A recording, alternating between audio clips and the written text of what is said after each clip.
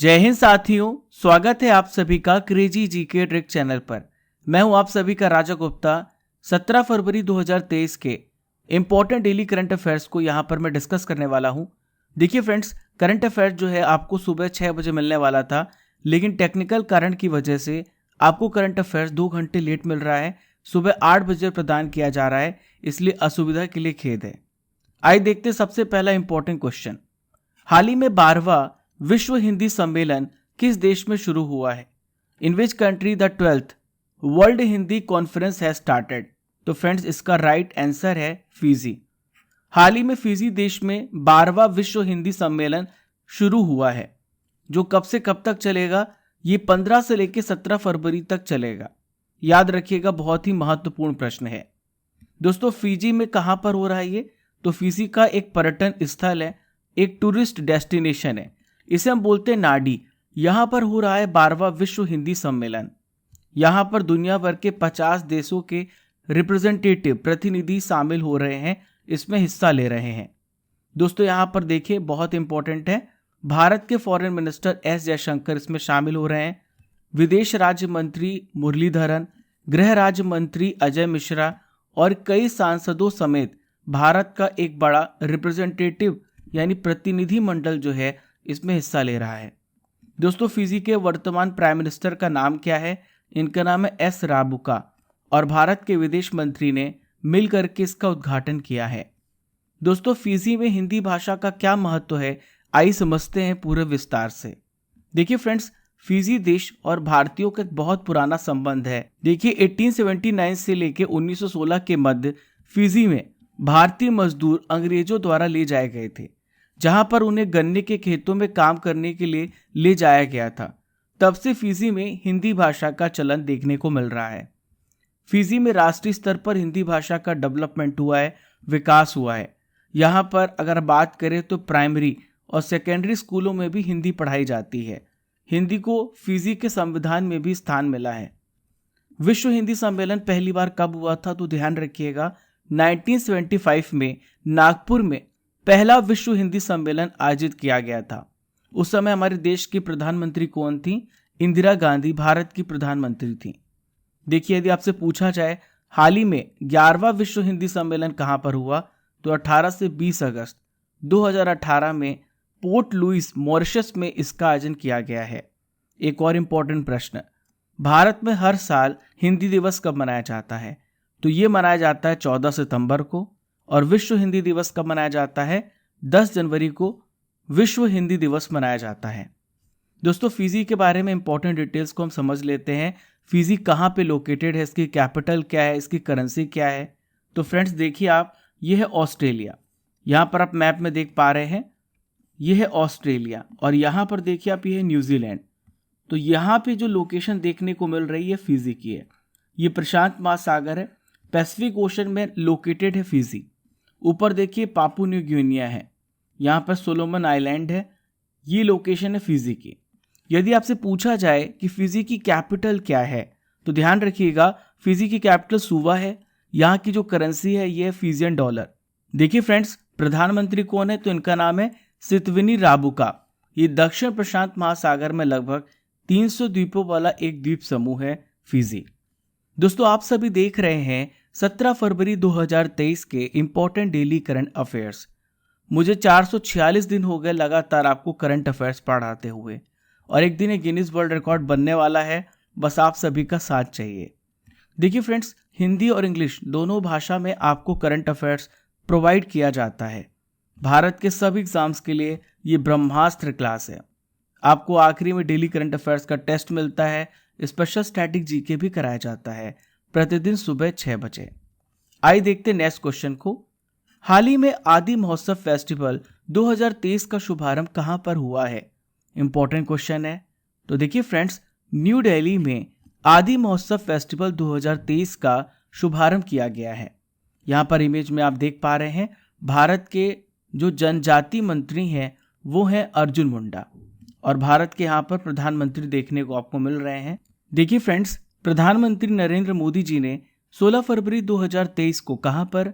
Major Dhyan Chand national stadium new Delhi में राष्ट्रीय आदि महोत्सव का उद्घाटन किया है। देखिए आदि महोत्सव 2023 की थीम क्या है, आपसे ये पूछा जा सकता है। तो उसकी थीम है celebrating the spirit of tribal craft, culture, food and commerce. दोस्तों इस उत्सव में क्या क्या आपको देखने को मिलेगा, तो इसमें आपको आदिवासी हस्तशिल्प देखने को मिलेगा, पेंटिंग देखने को मिलेगी, हथकरघा, आभूषण, बेंत और बांस, मिट्टी के बर्तन, भोजन और प्राकृतिक उत्पाद आपको देखने को मिलेंगे। यहाँ पर 200 स्टॉलों के माध्यम से इसे प्रदर्शित किया जाएगा। देखिए फ्रेंड्स, यह एक राष्ट्रीय आदिवासी त्योहार है और जिसे मिल करके आयोजित किया जा रहा है केंद्रीय जनजातीय मामलों के मंत्रालय के द्वारा, और दूसरा भारतीय जनजातीय सहकारी विपणन विकास संघ, जिसे हम बोलते हैं ट्राइफेड, इन दोनों ने मिलकर के संयुक्त इसकी पहल की है। देखिए इसकी शुरुआत कब से की गई थी, 2017 में। दोस्तों यहाँ पे बात आ रही है ट्राइफेड की, तो मैं आपको बताऊंगा इसके बारे में, क्योंकि बहुत सारे प्रश्न ट्राइफेड से रिलेटेड पूछ लिए जाते हैं। सबसे पहले ट्राइफेड का फुल फॉर्म याद रखिएगा, tribal cooperative marketing development federation of India. इसका अस्तित्व कब आया है, 1987 में इसका अस्तित्व आया है। ट्राइफेड जो है एक राष्ट्रीय स्तर का संगठन है जो जनजातीय मामलों के मंत्रालय के अंतर्गत आता है, कार्य करता है। देखिए इसका हेडक्वार्टर कहाँ पर है, न्यू दिल्ली में है, और इसके 13 रीजनल ऑफिसेस हैं। इसका काम होता है जो जनजातीय उत्पाद है उसको पहचान प्रदान करना, विपणन विकास के माध्यम से, यानी कि फ्रेंड्स मार्केटिंग के माध्यम से देश में जो जनजातीय लोग हैं उनको सामाजिक और आर्थिक विकास प्रदान करना इसका प्रमुख उद्देश्य है। आइए देखते हैं next question, very very important. हाल ही में स्टाइपेंड योजना किस राज्य में शुरू की गई है, in which state the stipend scheme has been started. तो स्टाइपेंड स्कीम को केरल राज्य में स्टार्ट किया गया है। दोस्तों केरल के चीफ मिनिस्टर है पिनराई विजयन। इन्होंने हाल ही में राज्य में वकीलों के लिए, तो याद रखिएगा स्टाइपेंड योजना किसके लिए है, वकीलों के लिए स्टार्ट की गई है। तो इस योजना के तहत राज्य की बार काउंसिल के द्वारा इसे लागू किया जाएगा और काउंसिल को एडवोकेट्स वेलफेयर ट्रस्ट से जोड़ा जाएगा। ध्यान देने वाली बात है कि इसमें केवल जूनियर लॉयर्स को शामिल किया जा रहा है, यानी राज्य के जितने भी कनिष्ठ वकील होंगे उन्हें हर महीने 3000 रुपए का भुगतान किया जाएगा। इसमें केवल जूनियर एडवोकेट्स को शामिल किया जा रहा है। इस योजना का लाभ केवल जूनियर एडवोकेट्स को मिलेगा। दोस्तों यहाँ पे केरल राज्य के इंपॉर्टेंट करंट अफेयर्स को कवर करेंगे। तो देखिए फ्रेंड्स, हाल ही में नेशनल बीच सॉकर की चैंपियनशिप किसने जीती है, केरल राज्य ने जीती है। हाल ही में केरल सरकार ने फैसला किया है कि छात्राओं को 60 दिन का मैटरनिटी लीव दिया जाएगा। केरल देश का पहला ऐसा राज्य है जहां पर पूरी तरीके से डिजिटल बैंकिंग प्रदान की गई है। देखिए केरल में विश्व का पहला ताड़ के पत्ते का पांडुलिपि संग्रहालय हाल ही में शुरू किया गया है। केरल पर्यटन ने वर्ल्ड ट्रैवल मार्ट में, जो कि लंदन में आयोजित हुआ था, वहां पर रेस्पॉन्सिबल टूरिज्म ग्लोबल अवार्ड भी जीता है। आइए देखते फ्रेंड्स क्वेश्चन नंबर 4। हाल ही में निक्की हैली ने किस देश में राष्ट्रपति पद के चुनाव में दावेदारी की घोषणा की है।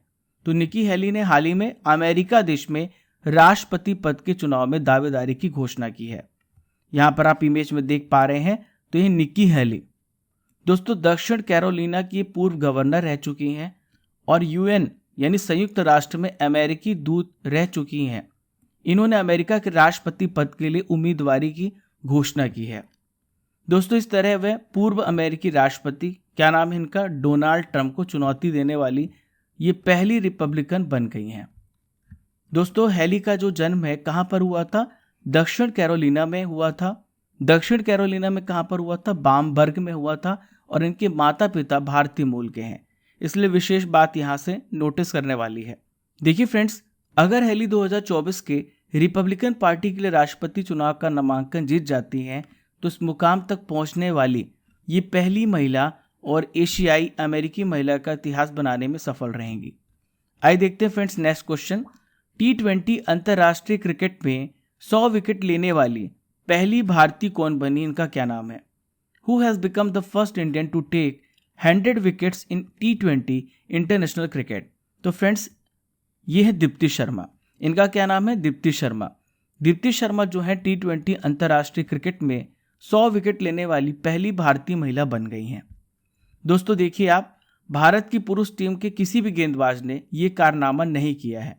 भारतीय पुरुष टीम में सबसे ज्यादा विकेट लेने का रिकॉर्ड किनके नाम पर है? तो ये यजुवेंद्र चहल, जिनके पास 91 विकेट है। तो ये विशेष बात है कि दीप्ति शर्मा जी ने T20 इंटरनेशनल में 100 या फिर उससे अधिक विकेट लेने वाली पहली भारतीय खिलाड़ी बन गई हैं। दोस्तों आप सोच रहे होंगे कि मैं आपको बता रहा हूँ पहली भारतीय खिलाड़ी, तो आप सोच रहे होंगे कि मैं आपको ओवरऑल बताऊं। तो ओवरऑल सबसे ज्यादा T20 विकेट लेने का रिकॉर्ड वेस्ट इंडीज की अनीसा मोहम्मद के पास है, जिन्होंने 117 मैच में 125 विकेट हासिल किए हैं। आज की नॉलेज की फैक्ट्री में हम विश्व के प्रमुख देश और उनके पार्लियामेंट, उनकी संसद के बारे में बात करने वाले हैं। देखिए, भारत की जो संसद है, भारत की जो पार्लियामेंट है, उसे संसद ही बोला जाता है। जो संयुक्त राज्य अमेरिका है, यहाँ पर इसे बोला जाता है कांग्रेस। रूस में से बोला जाता है ड्यूमा। ब्रिटेन में बोला जाता है पार्लियामेंट। नेक्स्ट है ऑस्ट्रेलिया, तो ऑस्ट्रेलिया में भी बोला जाता है पार्लियामेंट और कनाडा में भी पार्लियामेंट। दक्षिण अफ्रीका में भी पार्लियामेंट बोला जाता है। हाल ही में क्वेश्चन पूछा गया था, जापान की जो संसद है इसे बोला जाता है डाइट। चीन में से बोला जाता है नेशनल पीपुल्स कांग्रेस। नेक्स्ट है पाकिस्तान, तो पाकिस्तान में से बोला जाता है नेशनल असेंबली। शोरा जो है अफगानिस्तान की संसद है। नेपाल की संसद राष्ट्रीय पंचायत कहलाती है। बांग्लादेश में से जातीय संसद बोला जाता है। म्यांमार में से बोला जाता है पियुदांगसु हालुताव। भूटान में बोला जाता है गेलियोंग शोखांग। श्रीलंका में से श्रीलंका पार्लियामेंथुबा बोला जाता है। मलेशिया में से बोला जाता है दीवान निगारा। मालदीव में से बोला जाता है मजलिस। तो फ्रेंड्स, ये इंपॉर्टेंट पार्लियामेंट्स के नेम हैं डिफरेंट कंट्रीज के। ये पूछे जाते हैं एग्जाम में, इसलिए मैंने आपको बता दिया है। यहां से आपके 1 से 2 नंबर तो पक्के हैं। चलिए फ्रेंड्स, नेक्स्ट क्वेश्चन को डिस्कस करते हैं। हाल ही में प्रसाद योजना के अंतर्गत किन तीर्थ स्थलों का चयन किया गया? Recently which pilgrimage sites have been selected under the PRASAD scheme? तो इसका सही उत्तर है ऑल ऑफ द एबव। देखिए फ्रेंड्स, इसमें चारों ऑप्शन सही हैं। तो सबसे पहला है माँ चामुंडेश्वरी देवी मंदिर, जो कि कहाँ पर है? मैसूर में है।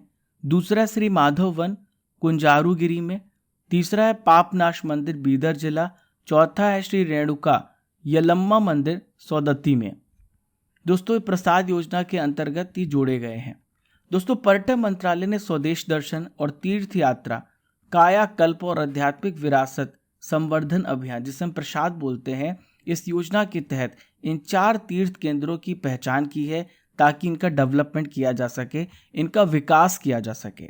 ये चारों तीर्थ स्थल अगर आपसे पूछा जाए किस राज्य में है, तो ये कर्नाटक स्टेट में है, ये कर्नाटक राज्य में है। इन चारों का नाम मैंने आपको बता दिया है। दोस्तों, यहाँ पे सवाल उठता है कि आखिर प्रसाद योजना है क्या, और प्रसाद योजना कब से स्टार्ट की गई है, किसके द्वारा स्टार्ट की गई है? तो सबसे पहली बात, पर्यटन मंत्रालय के द्वारा स्टार्ट की गई। दूसरे प्रश्न का उत्तर, 2014-15 में इसे स्टार्ट किया गया है। इसमें जो भी तीर्थ स्थल चिन्हित किए जाते हैं उसका समग्र विकास किया जाता है। तो इसका उद्देश्य है जो भी इंपॉर्टेंट साइट है, आध्यात्मिक रूप से, धार्मिक रूप से उसे डेवलप करना और उसे पर्यटन की दृष्टि से भी डेवलप करना। देखिए दोस्तों, अक्टूबर 2017 में योजना का नाम बदला गया था। इसे तीर्थ यात्रा, कायाकल्प और आध्यात्मिक विरासत संवर्धन अभियान राष्ट्रीय मिशन कर दिया गया। देखिए फ्रेंड्स, अगला प्रश्न आप सभी के सामने रहा। उत्तर प्रदेश के आंवला और फूलपुर में इफ्को नैनो यूरिया तरल संयंत्रों का उद्घाटन हाल ही में किसने किया है? तो फ्रेंड्स, इसका राइट आंसर है डॉक्टर मनसुख मंडाविया जी ने इसका उद्घाटन किया है। मनसुख मंडाविया जी प्रेजेंट में भारत के हेल्थ मिनिस्टर हैं, भारत के स्वास्थ्य मंत्री हैं मनसुख मंडाविया जी। इसका उद्घाटन इन्होंने हाल ही में किया है। देखिए, इनके पास केंद्रीय स्वास्थ्य और परिवार कल्याण मंत्रालय है। इसके अलावा ये रसायन और उर्वरक मंत्री भी हैं, यानी केमिकल्स एंड फर्टिलाइजर्स के भी मिनिस्टर हैं डॉक्टर मनसुख मंडाविया। ये आंवला और फूलपुर कहाँ पर है, किस राज्य में है? तो ये उत्तर प्रदेश राज्य में है, यूपी में है। देखिए फ्रेंड्स, नैनो यूरिया के बहुत सारे लाभ हैं। आने वाले समय में किसानों की प्रगति सुनिश्चित करेगा। इससे किसानों की आय बढ़ेगी, क्योंकि फर्टिलाइजर के रूप में इसकी लागत भी बहुत कम है और बहुत ही कम इस्तेमाल किया जाता है। ट्रांसपोर्ट करना भी बहुत आसान है और सॉइल के अंदर बहुत अच्छे से पेंट्रेट हो पाता है, जिसकी वजह से फसल के उत्पादन अधिक हो सकती है। देखिए फ्रेंड्स, लिक्विड नैनो यूरिया जो है, यूरिया के परंपरागत विकल्प के रूप में पौधों को नाइट्रोजन प्रदान करने वाला एक पोषक तत्व है जो लिक्विड रूप में उपस्थित है। इसी वजह से इसे नैनो यूरिया कहते हैं और ये 80% से अधिक प्रभावशील है। इसके उपयोग से उपज में लगभग 8% की वृद्धि पाई गई है। चलिए दोस्तों, आइए देखते हैं नेक्स्ट क्वेश्चन। धर्म गार्जियन प्रशिक्षण अभ्यास भारत और किस देश के बीच में हाल ही में आयोजित होगा? तो इसका सही उत्तर है जापान। धर्म गार्जियन प्रशिक्षण अभ्यास भारत और जापान के बीच में आयोजित किया जाएगा। ये 17 फरवरी से लेकर 2 मार्च तक इसका आयोजन किया जाएगा। कहां पर? जापान के शिगा प्रांत के कैंप इमाजू में इसका आयोजन किया जाएगा। भारतीय सेना की तरफ से गढ़वाल राइफल्स रेजिमेंट के सैनिक शामिल होंगे। वहीं पर जापान की तरफ से ग्राउंड सेल्फ डिफेंस फोर्स, जिसे हम JGSDF बोलते हैं, इनकी एक इन्फेंट्री रेजिमेंट इस वर्ष अभ्यास में पार्टिसिपेट कर रही है। दोस्तों, यदि आपसे पूछा जाए यह अभ्यास कब से स्टार्ट किया गया है? 2018 से यह अभ्यास स्टार्ट किया गया है। आखिर इसका उद्देश्य क्या है? What is it's objectivity? तो इसका उद्देश्य है experience gain during the anti terrorist operation, यानी क्या करना? इसका उद्देश्य आतंकवाद विरोधी अभियानों के दौरान प्राप्त अनुभवों को साझा करना। दोस्तों, भारत और जापान के बीच में और भी अभ्यास होते हैं। तो देखिए यहाँ पे वीर गार्जियन, हाल ही में जनवरी महीने में इसका आयोजन किया गया था भारत और जापान के बीच में। नेक्स्ट है शिन्यू मैत्री, ये भारतीय वायुसेना और जापानी वायु आत्मरक्षा बल के बीच में आयोजित किया जाता है। नेक्स्ट है जिमैक्स, बहुत ही इंपॉर्टेंट है। यह भी भारत और जापान के बीच में द्विपक्षीय समुद्री अभ्यास है। नेक्स्ट है सहयोग काइजिन, ये भारतीय तटरक्षक और जापान तटरक्षक के बीच में आयोजित किया जाता है। चलिए फ्रेंड्स, आइए देखते हैं क्वेश्चन नंबर 9। फेलिक्स हाउफोएट बोगनी यूनेस्को शांति पुरस्कार से हाल ही में किसे सम्मानित किया गया है? तो फ्रेंड्स, इनका नाम है एंजेला मार्कल। ये जर्मनी की पूर्व चांसलर रह चुकी हैं। दोस्तों, ये हैं, आप देख पा रहे हैं, एंजेला मार्कल। इन्हें पहले भी यूनेस्को शांति पुरस्कार दिया जा चुका है। एंजेला मार्कल को कहां पर? आइवरी कोस्ट की कैपिटल यामाउस्क्रो में फेलिक्स हाउफोएट बोगनी यूनेस्को शांति पुरस्कार से सम्मानित किया गया। क्यों इन्हें सम्मानित किया गया है?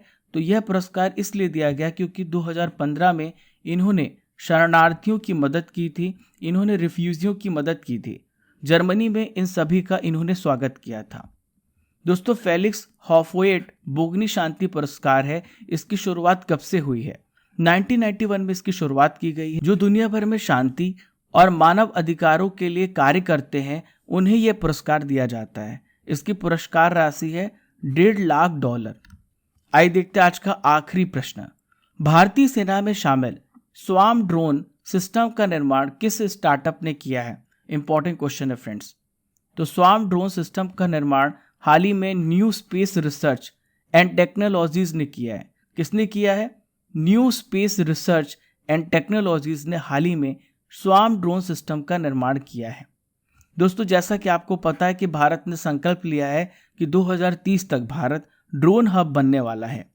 तो देखिए, बेंगलुरु में है ये startup new space research and technologies.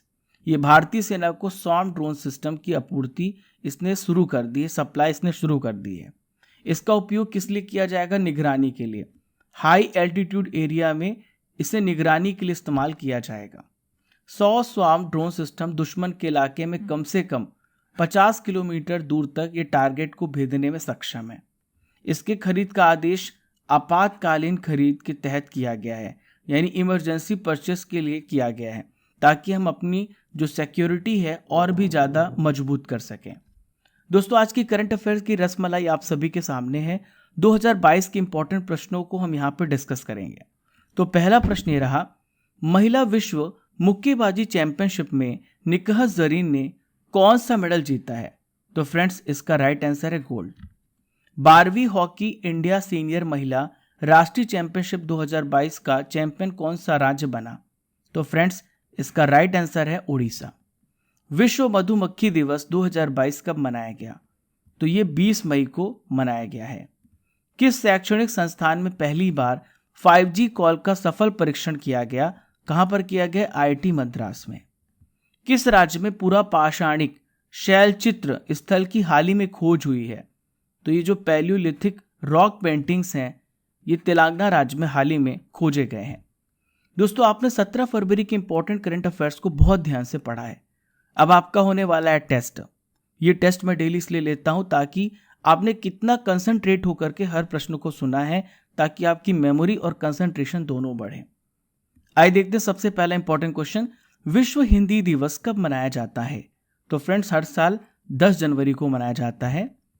पहला विश्व हिंदी सम्मेलन कहां पर हुआ था? आपने पढ़ा है, तो इसका आयोजन नागपुर में हुआ था।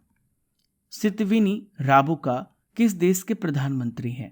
तो फ्रेंड्स ये फिजी के प्राइम मिनिस्टर हैं। आदि महोत्सव 2023 का आयोजन कहां पर किया जा रहा है? तो इसका आयोजन न्यू दिल्ली में किया जा रहा है। ट्राइफेड की स्थापना किस वर्ष की गई थी? ये क्वेश्चन यूपीएससी में भी पूछा जा चुका है, यूपी पीसीएस में पूछा जा चुका है, 1987 में। ताड़ के पत्ते का पांडुलिपि संग्रहालय किस राज्य में शुरू किया गया है? केरल राज्य में। निक्की हेली किस संस्थान में अमेरिकी दूत रह चुकी हैं? तो ये यूएन में क्या रह चुकी हैं? अमेरिकी दूत। दीप्ति शर्मा का संबंध किस खेल से है? अभी आपने इनके बारे में पढ़ा था, तो ये क्रिकेट प्लेयर हैं। सऊदी अरब की राजधानी क्या है? तो सऊदी अरब की राजधानी रियाद। प्रसाद योजना को हाल ही में किस वर्ष शुरू किया गया था? तो प्रसाद योजना को स्टार्ट किया गया था 2014-15 में। दोस्तों अब हम 16 फरवरी के इंपॉर्टेंट करंट अफेयर्स का रिवीजन करेंगे, जो भी आपने कल के करंट अफेयर्स में पढ़ा है। तो देखिए पहला प्रश्न ये रहा, रैना बर्नाबी को कौन सा देश अपनी पहली महिला अंतरिक्ष यात्री के रूप में अंतरिक्ष में भेजेगा? तो सऊदी अरब ऐसा काम करने वाला देश होने वाला है जो रैना बर्नाबी को भेजेगा। इयोन मॉर्गन किस देश के क्रिकेटर थे जिन्होंने क्रिकेट से संन्यास ले लिया है? तो ये इंग्लैंड के प्लेयर थे। भारत की पहली electric AC double decker bus का उद्घाटन कहां पर किया गया? तो इसका उद्घाटन मुंबई में किया गया। खेलो इंडिया विंटर गेम्स 2023 में कौन सा केंद्र शासित प्रदेश सबसे पहले स्थान पर रहा है? तो ये जम्मू कश्मीर पहले स्थान पर रहा है। और हाल ही में खेलो इंडिया विंटर गेम्स का आयोजन कहां पर हुआ है? जम्मू कश्मीर में हुआ है। तो आपको 2 प्रश्न के उत्तर मिल गए। अंतर्राष्ट्रीय बाल कैंसर दिवस कब मनाया जाता है? इंटरनेशनल चाइल्ड कैंसर डे मनाया जाता है 15 फरवरी को। यहां पे ऑप्शन करेक्ट कर लीजिएगा, यहां पे फरवरी होना चाहिए। अभ्यास तर्कश का 6वां संस्करण भारत और किस देश के बीच में हुआ? तो ये भारत और अमेरिका के बीच में हुआ है। नेशनल रेस वॉकिंग चैंपियनशिप का आयोजन किस राज्य में किया गया, जिसको अक्षदीप सिंह और प्रियंका गोस्वामी ने जीता है? तो इसका आयोजन झारखंड राज्य में किया गया। लालिता लाजमी का हाल ही में निधन हो गया, इनका संबंध किस क्षेत्र से था? तो ये चित्रकार थी। एयर इंडिया ने एयरबस बोइंग के साथ कितने विमानों का सौदा किया है? तो इसका सही उत्तर है 470। खनन प्रहरी मोबाइल ऐप को हाल ही में किसने लॉन्च किया है? तो कोयला मंत्रालय मिनिस्ट्री ऑफ कोल ने लॉन्च किया है। दोस्तों आज का सवाल है जिसका उत्तर आपको कमेंट बॉक्स पे देना है।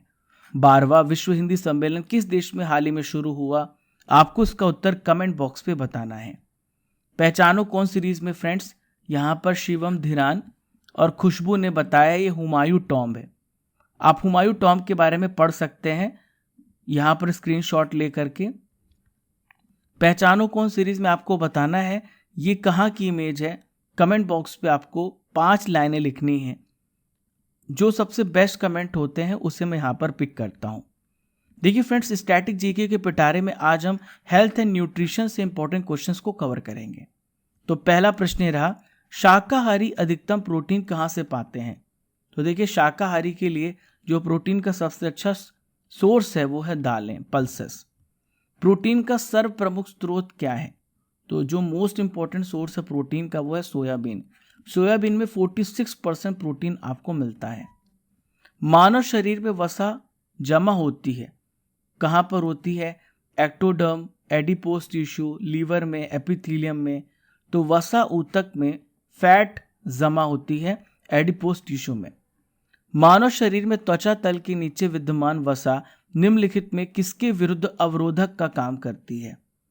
तो जो आपकी त्वचा तल होती है उसका काम क्या होता है इसमें आपको बताना है। शरीर के लवणों कक्ष है, शरीर की ऊष्मा कक्ष है, लॉस ऑफ बॉडी हीट, वातावरण से हानिकारक सूक्ष्म जीवों का प्रवेश, आवश्यक शरीर द्रव्यों कक्ष है। तो इसका सही आंसर है शरीर की ऊष्मा का क्षय ये रोकती है। ऊंट बिना पानी के कुछ दिनों तक मरुस्थल में रहता है, ऐसा वह कर पाता है अपनी पेशी में जमा किए गए पानी का प्रयोग करके, अपने कुबड़ में जमा किए गए चिकनाई का प्रयोग करके, उपापचय क्रिया को कम करके, पानी के प्रयोग को कम करके। तो इसका सही उत्तर है अपने कुबड़ में जमा किए गए चिकनाई का प्रयोग करके वो मरुस्थल में रह पाता है। इनमें से भोजन में से किसमें प्रति ग्राम सबसे ज्यादा ऊर्जा प्राप्त होती है? तो इसका सही आंसर क्या होगा? तो इसका सही आंसर है फैट।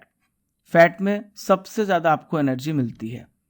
इनमें से किससे ऊर्जा प्राप्त नहीं होती है? तो ध्यान रखिएगा, आपको ऊर्जा कहाँ से प्राप्त नहीं होते? विटामिन से। विटामिन आपको कोई भी एनर्जी नहीं देते हैं। मानव शरीर में विटामिन ए कहाँ पर स्टोर होता है? ये भी क्वेश्चन हाल ही में एसएससी में पूछा गया था। तो विटामिन ए कहाँ पर स्टोर होता है? लीवर में, यकृत में स्टोर होता है। विटामिन ए की कमी से आपको कौन सा रोग हो सकता है? तो विटामिन ए की कमी से आपको नाइट ब्लाइंडनेस हो सकता है। ठीक है, कौन सा? नाइट ब्लाइंडनेस, जिसे हम बोलते हैं रतौंधी। थायमिन किसका केमिकल नेम है? Vitamin C, vitamin B2, B6, B1। तो right answer is vitamin B1। इनमें से विटामिनों में किसमें कोबाल्ट पाया जाता है? आप इसे भी दूसरे प्रश्न अगर पूछा जाए तो साइनोकोबालामिन किसे बोलते हैं? तो यह है विटामिन B12। याद रखिएगा, ये सारे इंपॉर्टेंट प्रश्न हैं, भूल जाते हैं। बहुत छोटे छोटे कुछ प्रश्न होते हैं, बहुत सरल प्रश्न होते हैं, एग्जाम में हम उसे गलत करके आते हैं। इसलिए हर एक चीज को आपको दोहराना पड़ेगा। जितनी ज्यादा आप रिवीजन करेंगे उतना ज्यादा आपका कंसेप्ट और स्ट्रांग होगा। दोस्तों, यहाँ पर 16 फरवरी के टॉपर्स हैं हमारे पास, जिन्होंने डेली करंट अफेयर्स के क्विज में टॉप किया है। शिव शरण कुमार, रितु गुप्ता, आदित्य शुक्ला, ईशान शंकर चतुर्वेदी और अंकित कुमार। देखिए फ्रेंड्स, ये जो टेस्ट है ये हमारे एप्लीकेशन में होता है। हमारे एप्लीकेशन का नाम है क्रेजी जीके ट्रिक। आप इसे डाउनलोड कर सकते हैं। यहाँ पर आपको फ्री में पीडीएफ मिलती है और जो पीडीएफ है डेली शाम को 6 बजे अपलोड कर दी जाती है और जो टेस्ट है सुबह 9 बजे मिलता है। ये पूरी तरीके से फ्री है। आपको एप्लीकेशन डाउनलोड करना है, जहाँ पर आपको वीडियो, पीडीएफ, क्विज सब कुछ फॉर्मेट में, एक फॉर्मेट में अरेंज किया गया है, एक सीक्वेंस में अरेंज किया गया है। आप वहाँ पे जैसे क्लिक करेंगे हर महीने का पीडीएफ आपको फ्री में और हर महीने का क्विज पूरा फॉर्मेट में सीक्वेंस वाइज अरेंज किया गया है। आप ज़रूर विजिट कीजिएगा। दोस्तों, इसके अलावा आप टेलीग्राम में भी जुड़ जाइएगा, जहाँ पर आपको इंपॉर्टेंट अपडेट्स मिलती है। आप हमें इंस्टाग्राम में भी फॉलो कर सकते हैं important updates, important short videos के लिए। देखिए फ्रेंड्स, अब चलने का समय हो गया है, इजाज़त दीजिए। कल फिर मैं मिलूंगा सुबह 6 बजे इसी जोश, इसी ऊर्जा के साथ। तब तक के लिए जय हिंद, जय भारत। जब तक तोड़ेंगे नहीं तब तक छोड़ेंगे नहीं। खुश रहिए, मुस्कुराते रहिए।